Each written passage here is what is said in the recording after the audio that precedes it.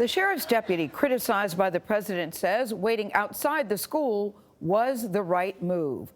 Scot Peterson made his first public statement yesterday, nearly a week after he was suspended and then resigned over his response to that shooting. Manuel Bojorquez is outside Stoneman Douglas High in Parkland, Florida, with the latest on this story. Manuel, good morning. Good morning. Scot Peterson's attorney says allegations his client is a coward and failed to meet the standards of police officers are, quote, patently untrue.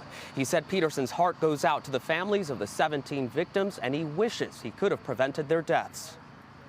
Broward County Sheriff's Deputy Scot Peterson is pushing back against some of his biggest critics, including President Trump. We saw Peterson standing outside of that school. He wanted no part of it. And Broward County Sheriff Scott Israel. I was disgusted. I was just demoralized with the performance of former Deputy Peterson. In a statement defending his actions, Peterson's attorney says his client initially received a call of firecrackers and not gunfire and ran to the three-story building where the shooting occurred.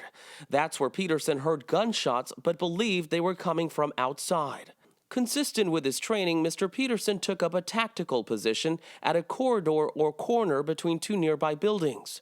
Radio transmissions about a possible victim by the football field served to confirm Mr. Peterson's belief that the shooter or shooters were outside. When there's over 100 rounds being fired from inside of one building, you know where those rounds are coming from. Broward Sheriff's Office Deputies Association President Jeff Bell is critical of Peterson's claims and points to the 1999 Columbine massacre that changed how law enforcement respond to active shooters. With Columbine, it was a long time before those SWAT teams got there, and we lost innocent lives because of that delay. We are now trained that we can't wait for SWAT anymore.